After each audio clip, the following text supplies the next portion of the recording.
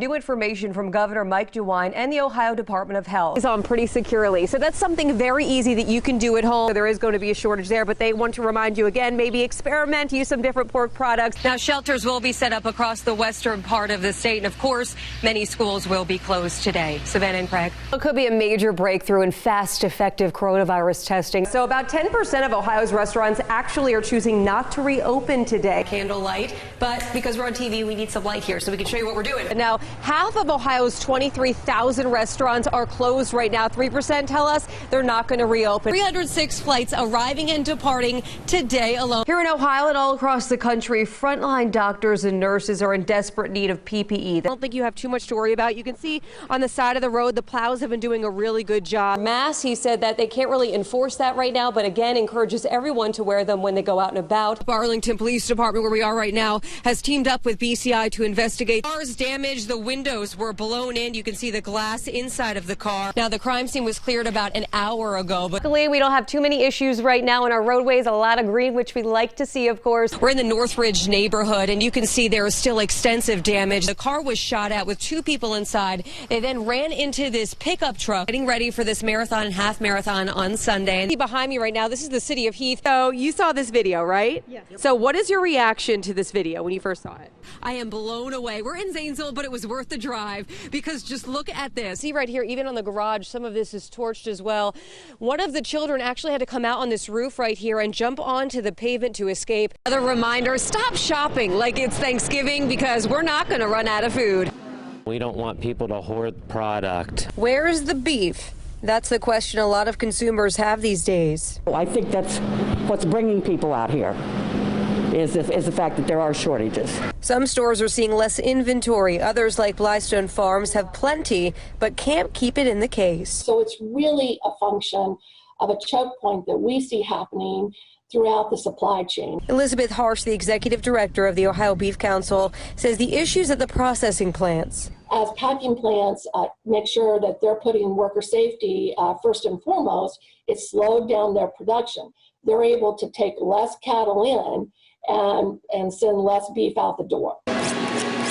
Small farms like BLYSTONE had to shut down online ordering because they can't keep up. I think at first it started because there wasn't anything on the shelves at the grocery store. And business is still booming, but that's not the case for Ohio farmers that don't process on site. There's a lot of farmers hurting right now. Cattle are kind of backing up on the farm, and then that's further depressing prices for our cattlemen here in the state. Joe BLYSTONE wants consumers to know the stores are still open, farmers are working, and everyone's doing what they can to get food on your table. Just buy what you need for that week and think about your neighbor. We really see no shortage. It's just a question of getting it processed. Now, Joe and Jane BLYSTONE actually say they are still looking for help, ironically, in this tough time because they have had such a surge of people and a need for meat right now. And they said, just like at your normal grocery store, if one cut of meat that you want isn't available, just come back in a few days and it should be available. Matt and Monica. Yeah, checking in with those local farmers is a great thing to do right now. Danielle, when do they expect, though, that the supply chain will be back to normal?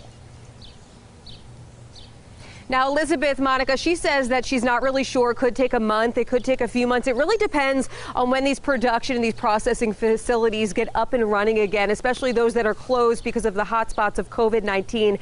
I also want to note a lot of farmers markets out there. You're going to notice farmers popping up with fresh cuts of meat that are going to be available because they're not available in the grocery right now. I've seen a lot of them posting on Facebook to come to your farmers market just for that reason. Last question, Danielle. What about pork and chicken? We hear about beef. What about those two?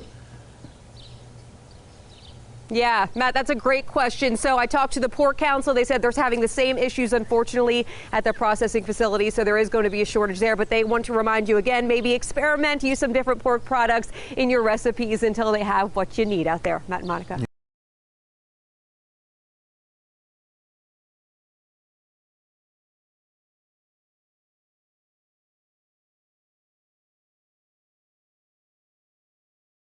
You've seen it on social media, parents sharing everything about their kids and their lives. Well, that's called sharenting. Did you know it could have long-term effects on your children? Well, there are some things as parents that you can do to help protect them in the long term. He started to be very vocal. Parents like Nicole LaFew share those big life milestones because, simply put, she's a proud mom. Hi! Author of the book Sharenhood, Leah Plunkett says sharenting can cause problems, but sharing's a part of who we are. We just have to be more mindful. To try to think about this in terms of what you value and what you care about. But also knowing, when to put the phone away. Nicole realizes that what she posts on social media is there to stay. Could this have any ramifications later on? Gina McDowell is a clinical educator with Nationwide Children's Hospital. She says when our children get to those teenage years, they can struggle with what their parents choose to share. A little bit more anxiety behind it, frustration, things like that. Just kind of like that lack of control. One thing parents can do is ask them, hey, can I post this online? They are really truly creating a digital footprint. So we want to think about longer term. And for moms like Nicole, she's using that common sense to make decisions about what Easton's digital footprint will look like. I think about the future and think about, is this going to affect him negatively in any way?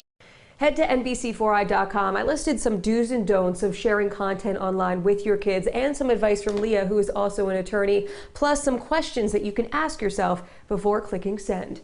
Local for you, Danielle Grossman, NBC4.